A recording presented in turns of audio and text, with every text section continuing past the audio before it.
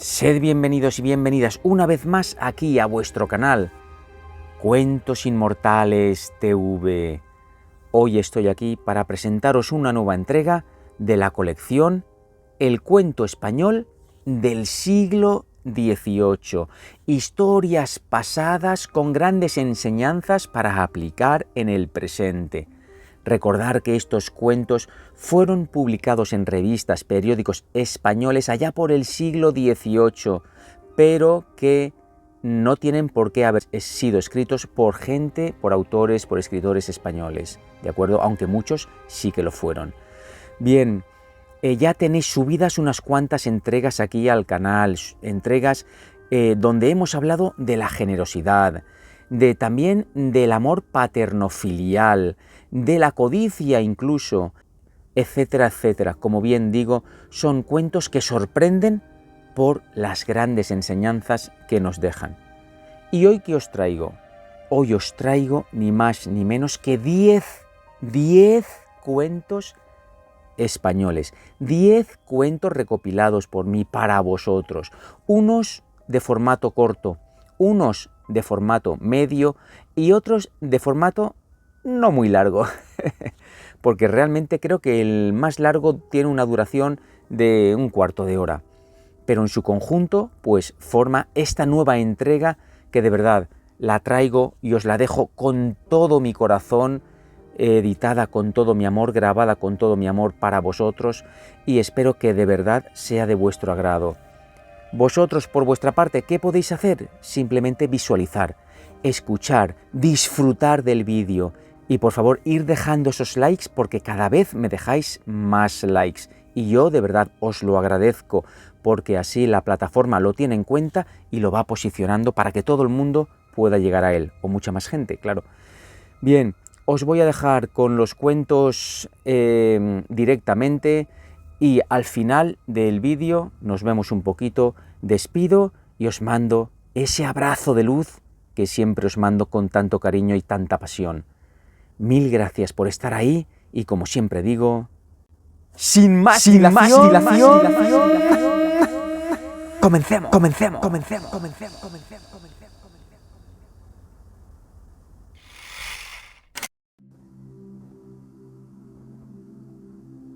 El letrado, anécdota. Había en China un letrado inflamado continuamente del noble deseo de ilustrarse. Trabajaba día y noche para erigirse en sus escritos un monumento que pudiese hacerle vivir en la más remota posteridad, porque al fin la idea de la inmortalidad es siempre y en todo el mundo lisonjera. Sus obras rebosaban de citas de una multitud de autores y tenía cuidado de notar de paso que su biblioteca estaba bien provista. No tardó en extenderse la reputación de un hombre tan grande. Entre otros, un viejo mandarín, personaje de gran crédito en la corte, manifestaba que hacía de él mucho aprecio y aun confesó públicamente un día que nada había leído en su vida que le sirviese de instrucción que las obras de este sabio. Informáronle luego de ello, y su alegría fue sin igual. Fue a ver al mandarín, le dio gracias con el aire más modesto que le fue posible. Le aseguró cuánto le honraba un voto semejante y se le confesó obligado eternamente. En fin, después de haber prodigado largas acciones de gracias, le dijo: «Añadid un favor al que me habéis hecho. No me dejéis ignorar cómo puede ser que yo haya tenido la fortuna de enseñar alguna cosa a un señor tan ilustrado». «Amigo mío», le respondió el mandarín, «voy a explicárselo a vuestra merced. Siempre que abro una de sus obras y veo en el margen los títulos de las que cita en tan gran número, exclamo con transporte: «¡Ah! ¿Cuántos libros hay en el mundo sin los cuales puedo yo pasar muy bien?». Esta conclusión no sería sin duda satisfactoria para el autor, pero ¿cuántas obras podrían dar al buen mandarín igual instrucción?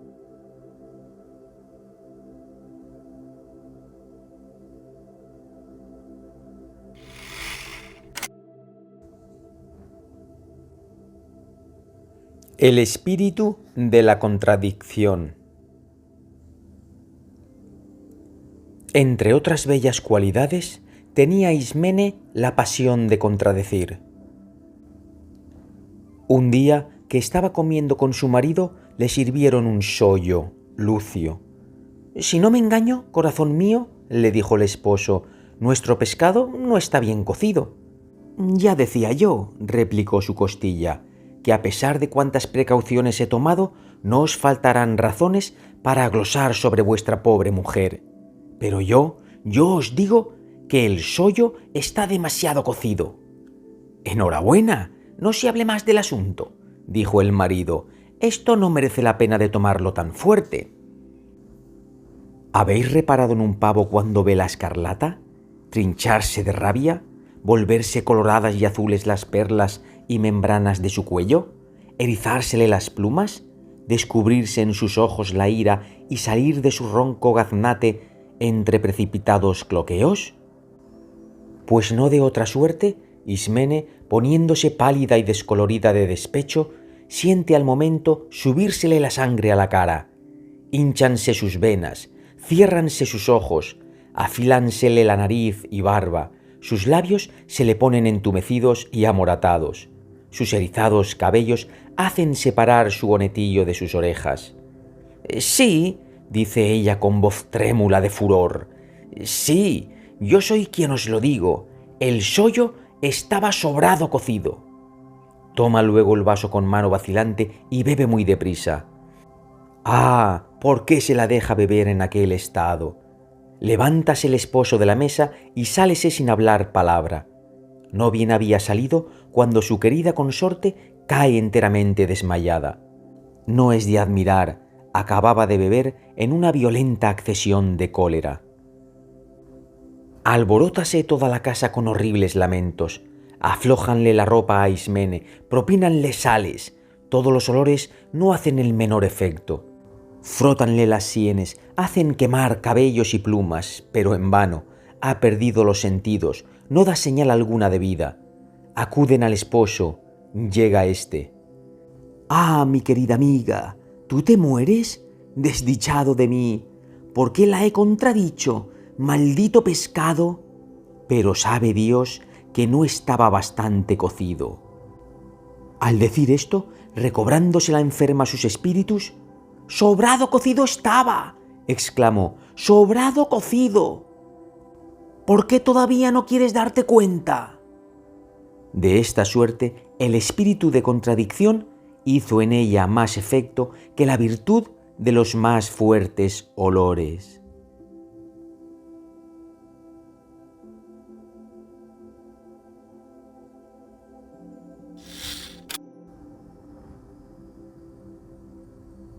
Apólogo alemán.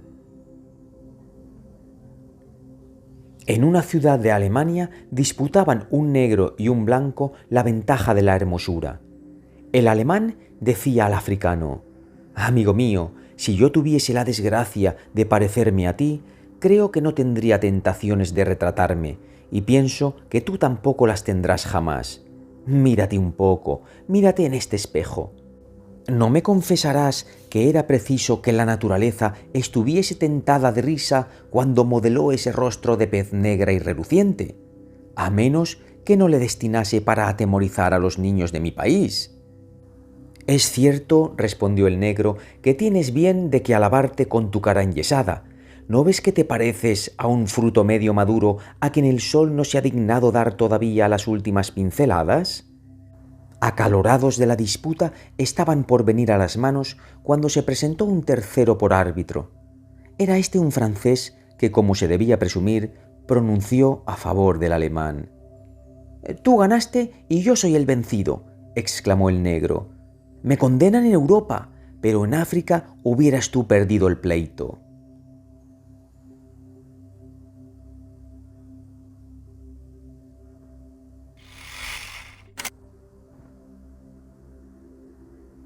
Anécdota ateniense.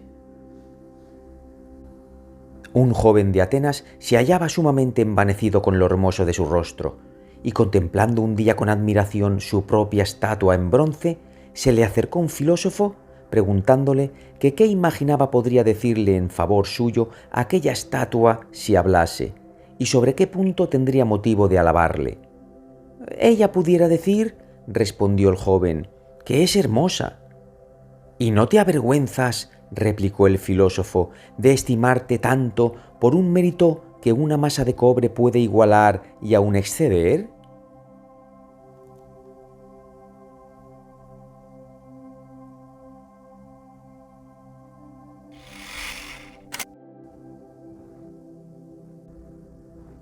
El testamento.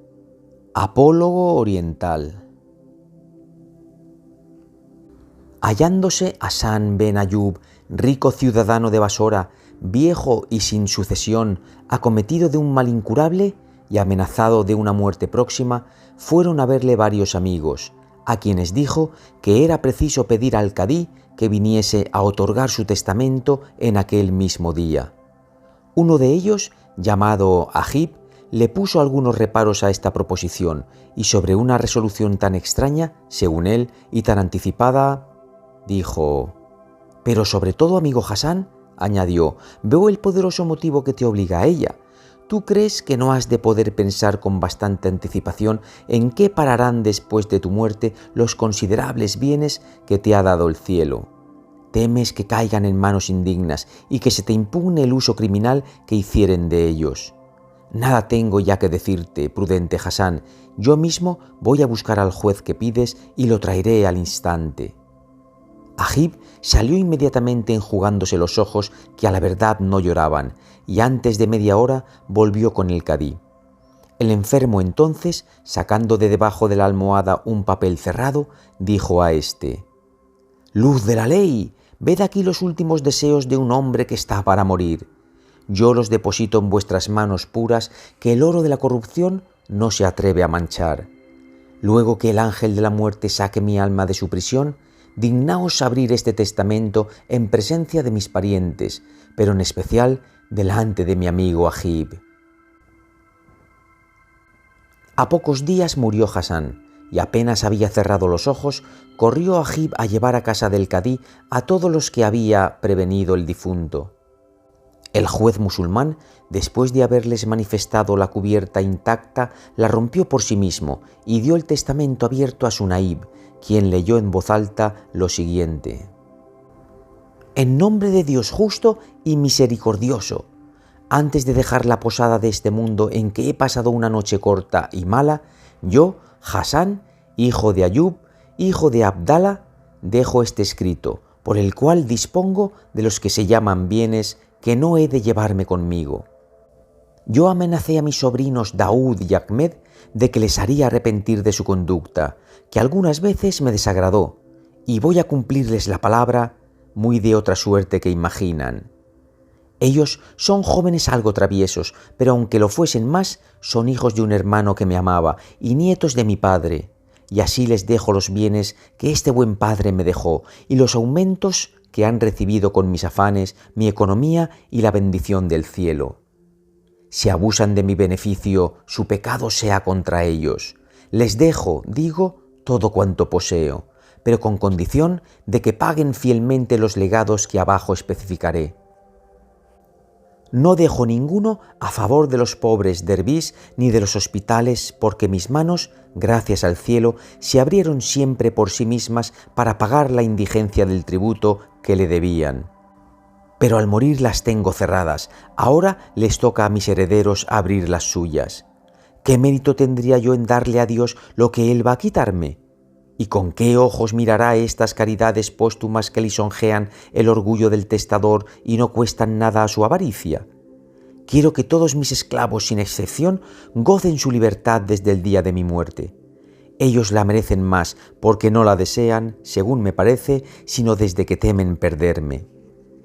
Lego a los que la edad o las enfermedades hayan inhabilitado para el trabajo una pensión alimentaria proporcionada a sus necesidades y que no baje de 50 piezas de oro.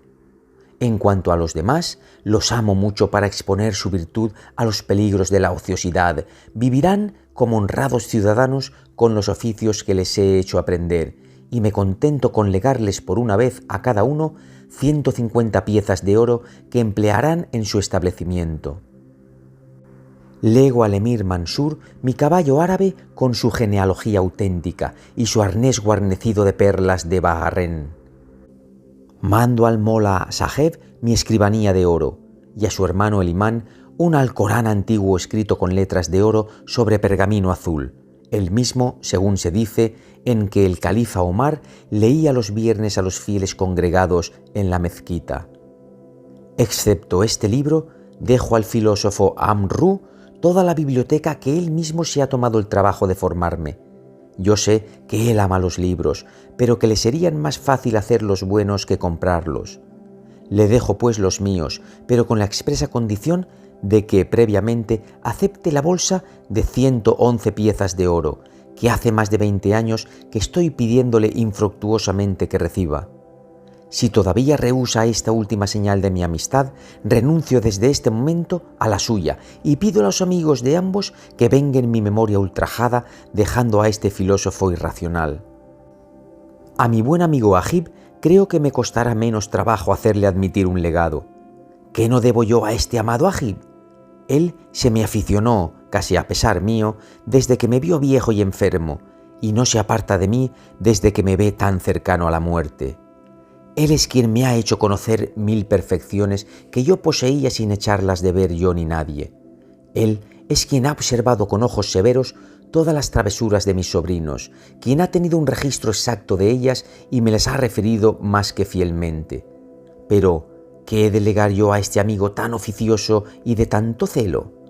Un buen consejo, de que espero se aproveche. Examina mejor las presas que quieres hacer, mi amigo Agib, y no procures jamás engañar con título de amistad, a no ser a algún rico muy necio y muy vano. ¿Cuántos hallarás de esta especie? Hecho en Basora, el año de la ejida 322, el 6º día de la luna de Regeb. Hassan ben Ayud, siervo de Dios.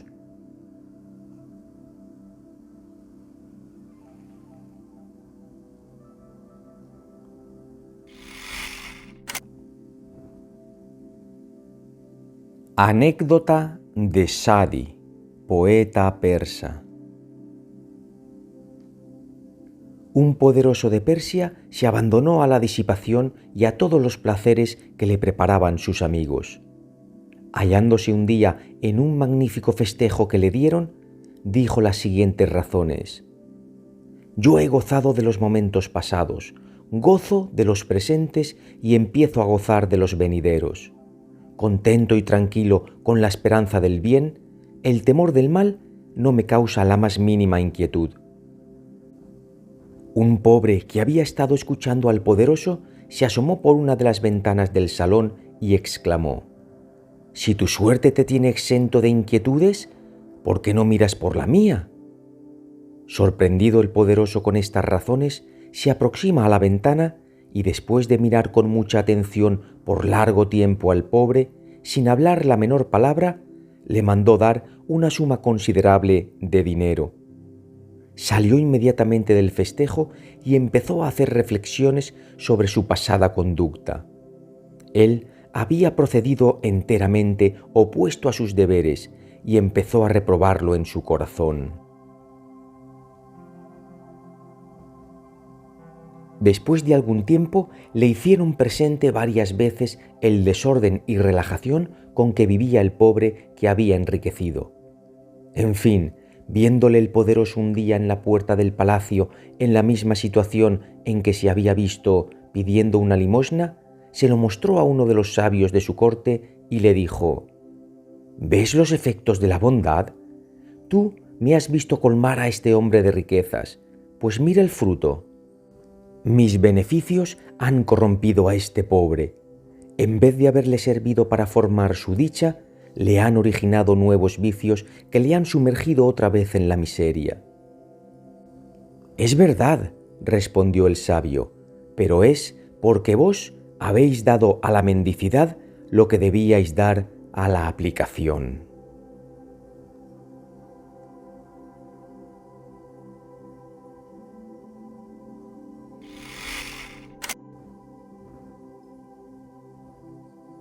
El envidioso, cuento oriental. El santón Barzalu no comía en todo el Ramadán más que un grano de uva, y esta a la única comida que hacía después de puesto el sol.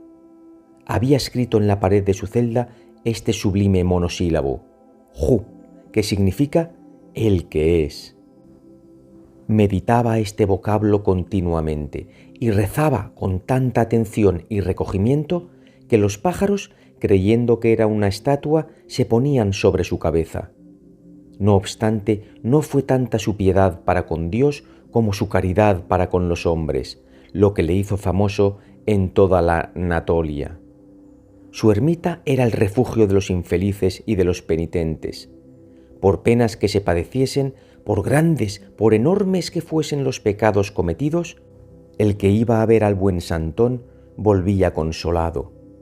Un ciudadano de Esmirna fue a verle un día y le dijo: «Oh, Santón, yo soy pobre, pero tendría paciencia si viese que mi hermano era tan pobre como yo.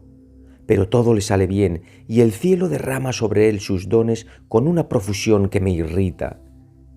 No es esto solo, yo me veo aborrecido y despreciado de todos, en tanto que aquel hermano demasiado feliz disfruta de la estimación pública y de la amistad de todos los hombres de bien. A cualquier parte que voy, tengo que padecer la ofensa que me causan sus elogios, y aún me veo precisado a aplaudirlos. Oh, Santón, yo soy el más desdichado de todos los hombres. Ruega solo por mí y consuélame si puedes». Las quejas de este envidioso fueron las primeras que aquel buen viejo escuchó sin piedad. «Huye», le dijo, arrebatado de una santa indignación. «Huye lejos de mi vista, enemigo de todo bien. Consuélete el infierno, oh monstruo, que quisieras que Dios fuese avaro y que tu hermano fuese desdichado y perverso».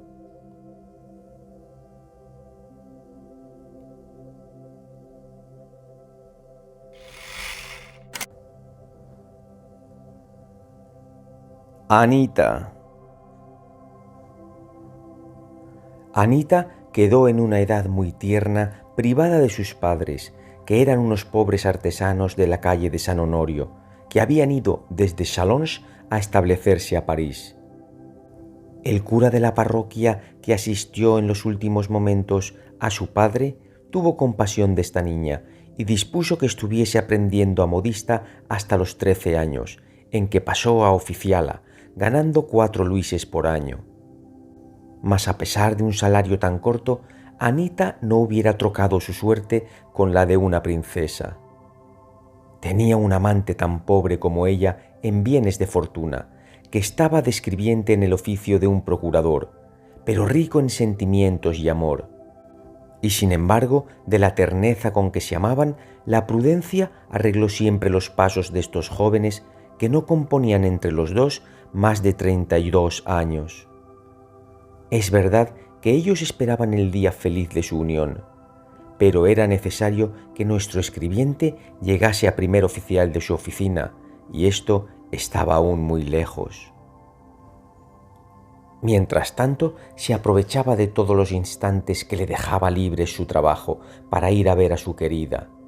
Yo digo para ir a verla, porque rara vez se atrevía a entrar en el obrador, mas por la noche se recompensaba esta pena con un cuarto de hora que indispensablemente se habían de hablar después de cenar, despidiéndose siempre con muchos más vivos deseos de volverse a ver. No se había pasado un solo día en 6 meses enteros sin que Anita hubiese tenido el gusto de ver al que ocupaba enteramente su corazón. Juzgad de su inquietud cuando vio pasar 2 días sin que él fuese a verla. El día primero lo sostuvo con paciencia, mas cuando vio que se pasaba el segundo sin tener de él ningunas nuevas, no escuchó más que su desesperación, y sin pensar en lo que podrían decir de su marcha, fue volando a casa del procurador, y dirigiéndose a una criada vieja de la casa, hecha un mar de lágrimas, le pide nuevas de su amante. La vieja, que era de un genio naturalmente compasivo, tardó entre sollozos y lágrimas un cuarto de hora en responderle, y por último acaba, para desesperar a Anita con decirle que ya había 2 días que faltaba su amante y que se pensaba, según las apariencias, que le habrían cogido de leva, recluta. A esta funesta nueva las lágrimas se le secan, y tan inmóvil como si fuera de piedra estuvo algunos instantes recogida en sí misma, y levantándose de repente corre a ejecutar el proyecto que acaba de concebir, muy ajeno de una niña de 15 años. Vuelve a su casa y después de haberse provisto de un medio luis de oro que era todo su caudal, toma sin despedirse de nadie un carruaje que la llevase al palacio de Fonteneblo para presentar al rey un memorial que ella misma acababa de hacer. Apenas llegó cuando sin reparar en nada se fue a una galería de palacio por donde debía pasar el rey a misa. Los guardias que estaban por allí no pudieron menos de rodearla y hacerla 1000 preguntas, viendo sus pocos años, sus bellos ojos bañados en lágrimas y los repetidos suspiros que lanzaba de su corazón. Mas ella no respondió nunca sin estas palabras: «Yo quiero ver al rey». Algunos de ellos la tuvieron por loca y la quisieron echar fuera, pero hizo la casualidad que yo pasase por allí y enterándome de lo que era aquello, me sorprendí al ver una niña tan hermosa ocuparse tan tranquilamente de su dolor como si estuviera sola en su cuarto. Nada de lo que pasaba a su lado le despertaba su atención, porque toda ella estaba tan pendiente del cuarto del rey que le hacía temblar el menor movimiento que venía de aquella parte. Mas al decirle que yo la pondría en mejor sitio para ver al rey, si quería seguirme, se interrumpió su cuidado y volviendo la cabeza hacia mí, me examinó de arriba abajo, y descubriendo en mi fisonomía que me interesaba de veras en su dolor, siguióme con confianza. Púsela en lo alto de una escalera por donde pasaban los señores que debían hallarse al levantarse el rey, y habiendo el reconocimiento suspendido sus lágrimas por algunos instantes, me contó la causa de su aflicción. Sucedió al momento lo que yo había previsto. Los señores que pasaban por allí se acercan a ella, y habiéndole preguntado el duque por la causa de su llanto, y qué solicitaba en aquel sitio, «Y yo quiero hablar al rey», le respondió ella, «para un asunto de que está pendiente mi vida. ¿No podríais procurarme esta dicha, señor?» «Con mucho gusto, amiga mía, pero es preciso que me confíes tu pena». «Vos la sabréis, señor, si queréis leer este memorial». El duque, que también pensaba ya que estaría loca, leyó el memorial que ella le alargaba con su bella mano y que estaba concebido en tales términos: «Señor, yo no tengo ni padres ni amigos ni riquezas, y sin embargo era tan feliz como la reina, porque tenía un amante que me amaba y a quien yo amaba también. No ha mucho tiempo que me lo han quitado, señor, habiéndome hecho más daño con esto que si os hubiera hecho a vos quitándoos vuestra corona. Si vos estuvieseis en mi caso y que dependiese de mí sola el volvérosla, no dudaría un momento en hacerlo, porque yo sé que vos sois un buen príncipe y todos vuestros vasallos os amamos, y porque todos hemos rogado por vuestra salud cuando estabais enfermo. Haced, señor, por mí lo que yo haría por vos. Volvedme mi amante, mi único bien. Volvédmele, o si vos creéis que su persona es necesaria para vuestro servicio, ordenad que yo pueda combatir a su lado para morir con él, ya que soy tan desdichada que sin él no puedo vivir». El duque le promete su protección, y para interesar a su favor los demás señores, les lee en alta voz el memorial. Entran todos en el cuarto del rey, y el mismo duque le dice: «Acabamos, señor, de encontrar ahí una niña que se desespera por hablar a vuestra majestad». «¿Es linda?», preguntó el rey. Se le responde que sí, y al instante da orden de dejarla entrar. No se turbó Anita al verse en tal compañía, y pensando que sería el rey el que aún estaba por vestir, se arrojó a sus pies, y sin poder prorrumpir una palabra, le presentó el memorial rociado con sus lágrimas. Leyólo el rey y después de mandarle levantar, le preguntó cómo se llamaba. «Anita, señor», haciendo una graciosa reverencia. Es de advertir que siempre que habló hizo su reverencia. «Dime, Anita, ¿amas mucho a tu amante?» «Mucho, señor». «¿Será buen mozo?» «Para mí sí lo es, señor, y aunque no lo fuese, no por eso le amaría menos, porque tiene un buen corazón y no es vicioso, y lo que es más para mí, me ama hasta el extremo». «¿Y te casarás con él?» «Si Dios quiere y vuestra majestad también». «¿Está rico?» «Lo mismo que yo, pero Dios querrá que llegue a oficial primero y yo podré entrar en un más grande obrador, y trabajando siempre nos pondremos en estado de poder vivir». Esta conversación divertía al rey y quiso que siguiese la diversión a costa de la inquietud que iba a causar a Anita. «Yo me guardaré bien», le dijo él, «de volverte tu amante, porque eres demasiado amable para casarte con un hombre que necesite de su trabajo para mantenerte. Es mucho mejor que tomes un amante rico que te vista bien y te ponga un coche. Puedes elegir al que te guste más de todos los que ves aquí, y no te detengas, porque yo sé que cualquiera gustaría de tener un cortejo como tú». Mientras pronunciaba el rey estas palabras, se iba inflamando de indignación el rostro de Anita, y varias veces había hecho acción a interrumpirle, pero apenas hubo acabado de hablar cuando le respondió con vivacidad: «Sí, señor, yo os amo de todo mi corazón y con todo querría más morir que ser vuestra manceba. Juzgad por aquí con qué gusto lo sería de cualquiera de estos señores, que no es ninguno de ellos ni aun la mitad de amable como vuestra majestad». «Oh», replicó el rey, «si tú me amases tanto como dices, no tendrías ningún inconveniente en ser mía, porque amarme y desear ser mi querida es consiguiente uno al otro». «Perdonad, señor, que no es así. Haced juicio que sois mi padre. Yo os amaría entonces como una hija, y con todo no querría ser vuestra manceba. Pues, señor, me parece que vos sois nuestro padre común, y como vuestros hijos os amamos todos. Algunas veces hablamos de vos en nuestro obrador.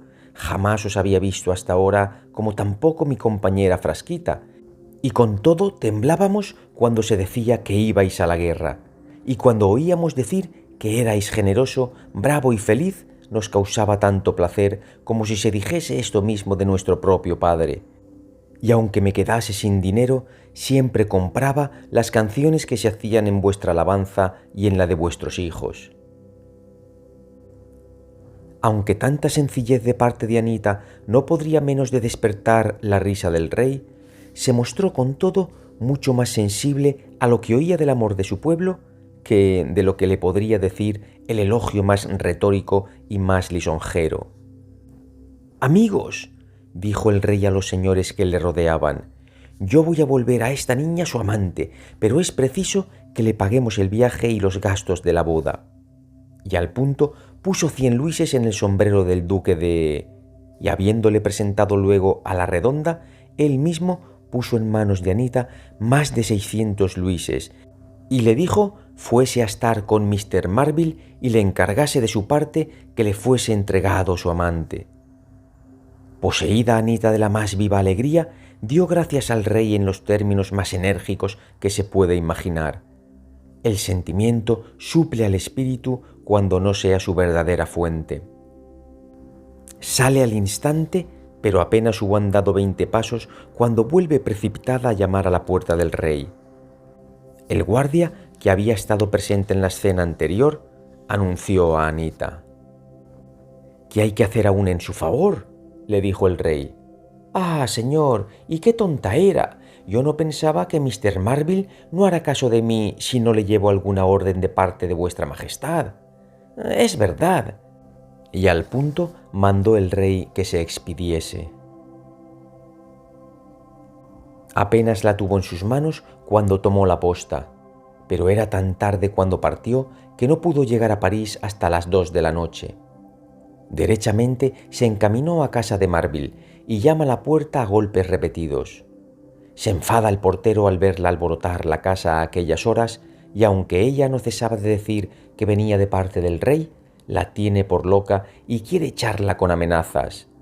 Mas el cochero que la había traído de Fonteneblo dijo al portero lo que sabía de esta aventura, y al instante pasó recado a su señor que la manda subir.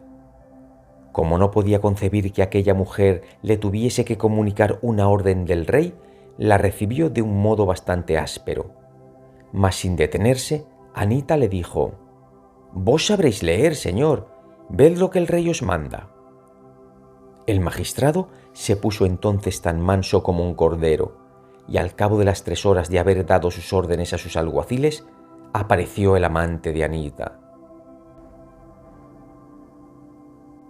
El pobre mozo, que estaba encerrado 2 días había, no sabía a dónde se le llevaba, y no pudo menos de sorprenderse cuando reconoció que estaba en casa de Monsieur Marville. Pero su sorpresa se redobló aún más cuando apercibió a su Anita, que estaba sentada a la cabecera de la cama del magistrado. Al momento corre a ella con transporte y, sin reflexionar en los testigos que tenía delante, se arroja a sus pies sin poder articular una palabra. Ella lloraba también de alegría, y Marville confesó después que él no hallaba palabras para poder decir lo que le enterneció esta escena sensible. Dales la enhorabuena, les ofrece su protección y manda a sus criados que los lleven en un mismo equipaje a la casa de la maestra de Anita, que estaba muy inquieta por la falta de su oficiala.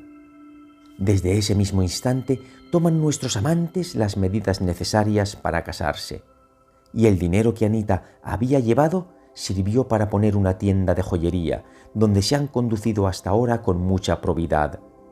Y aunque hace algunos años que están casados, se están amando con más ternura que nunca.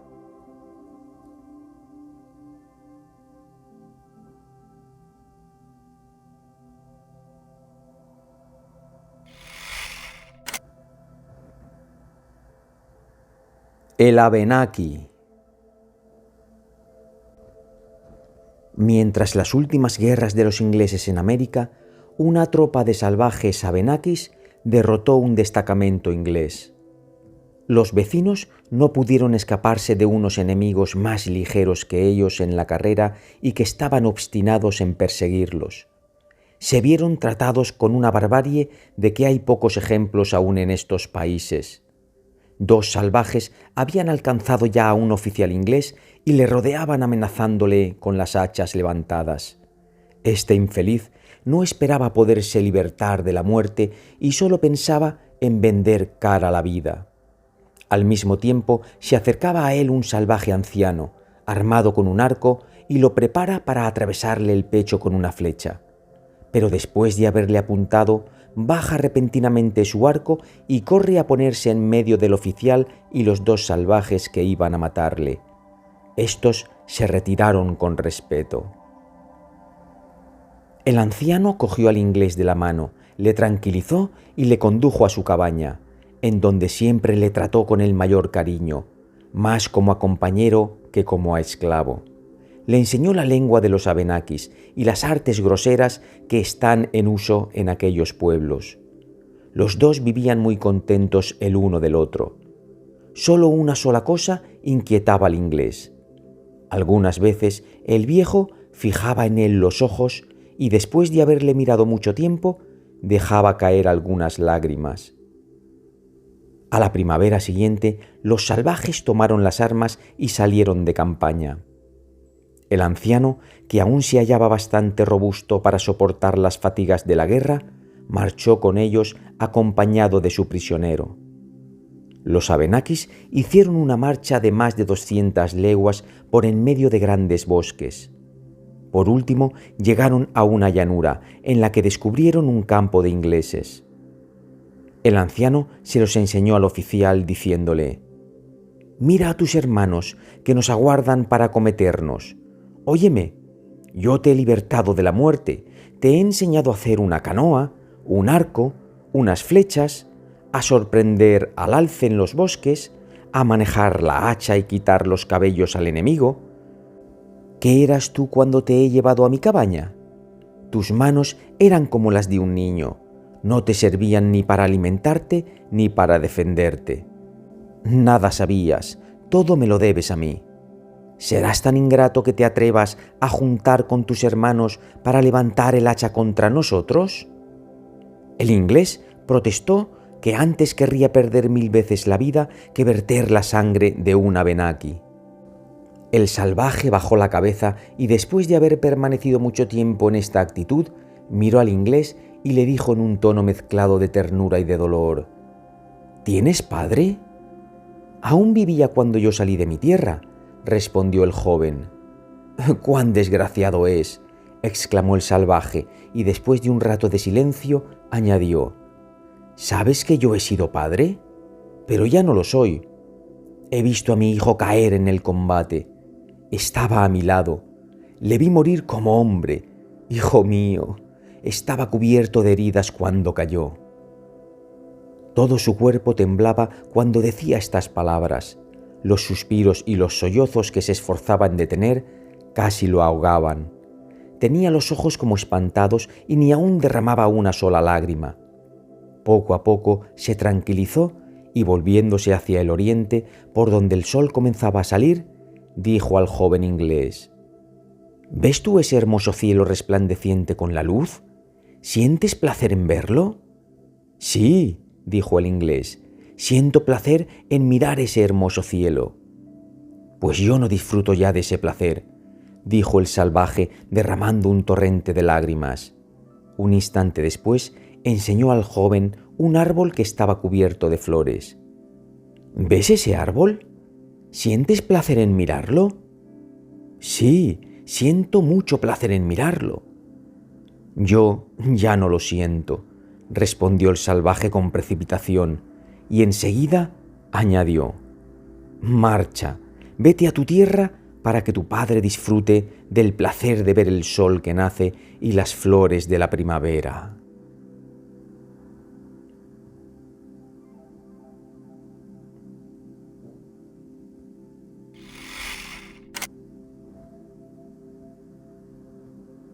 La esperanza. Fábula oriental.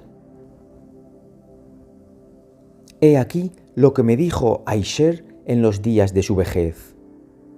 El cielo ha bendecido el curso de mis años. Si mi país se ha hecho la presa de los hijos de Omar y yo he cesado de tener una patria retirado en la Persia, he procurado ser útil a los hombres, inspirándoles las verdades y los sentimientos que conducen siempre a la felicidad. El Rey de los Reyes me ha colmado de sus gracias, y mi esposa y mis hijos han gozado de mis riquezas y de mi corazón. El tiempo que ha encorvado mis riñones y surcado mi semblante no me quitó jamás la dulce memoria de mi vida pasada, pero me ocultaba la venidera. Sentí que perdía la esperanza. La pérdida de la esperanza es el tormento de la vejez. La primavera restituía a los contornos de Shiraz, ciudad persa, los perfumes, la armonía y los colores. Yo fui a la campiña y las deliciosas sensaciones que me daban todas las bellezas y todas las variaciones de la naturaleza rejuvenecían mi corazón. Me paseaba frecuentemente hacia una quinta situada al borde de un lago coronado de bosques y collados, cuyo país me encantó, y compré la quinta. No tardé mucho en ocuparme de las producciones de estos campos y de los jardines que habían recreado mi vista. Allí hice plantar árboles que en poco tiempo debían darme frutos sabrosos. Aquí hice sembrar granos que me rendirían 100 por 1 de los que confiaba a la tierra para semilla.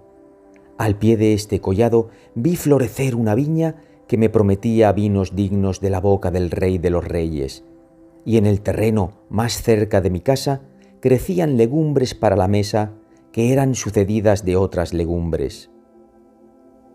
El Dios del cielo no añadía un día a la cadena de mis días, ni reemplazaba una estación por otra estación, sin hacerme gozar de algunos bienes y sin prometerme otros nuevos. Yo volví a hallar la esperanza. Yo encontré esta fuente de los pensamientos, esta alma de la vida, este embeleso de todas las edades. A los pies de mis árboles, en mis alamedas, la encuentro aún todos los días.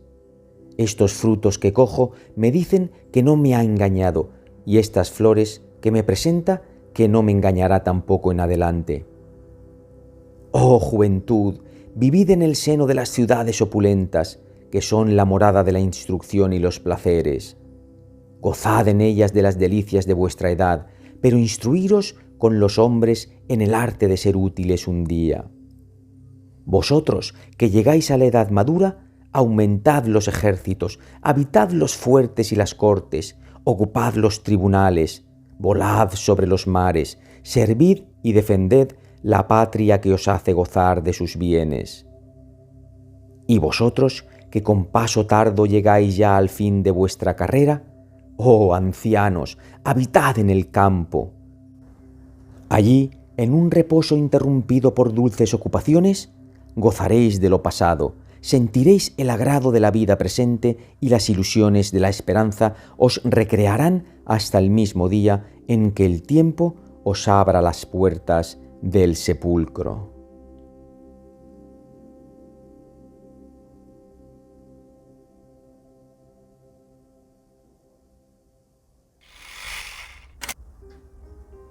Queridos oyentes de Cuentos Inmortales TV, hasta aquí esta nueva entrega. Por favor, si os ha gustado, que yo espero que sí, porque si estáis ahí sois gente que ama este tipo de literatura. Si os ha gustado, compartirlo con vuestros seres queridos para que también ellos disfruten de estos cuentos. Compartirlo y dejarme vuestro like.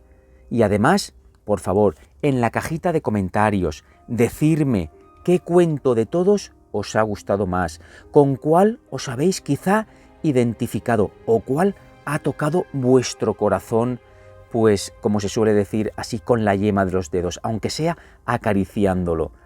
Yo desde aquí, como veis, llevo ya 21 días en mi autocaravana sin parar de disfrutar de la vida cada vez que puedo y, evidentemente, sin olvidarme de todos vosotros y trayéndoos lo mejor que puedo traeros, estos cuentos para el corazón, para el alma, para disfrutar. Mil gracias por haber estado ahí. Os mando ese abrazo de luz tan ansiado. Un beso súper fuerte con todo mi corazón. Gracias por haber estado ahí. Hasta la siguiente entrega. Chao.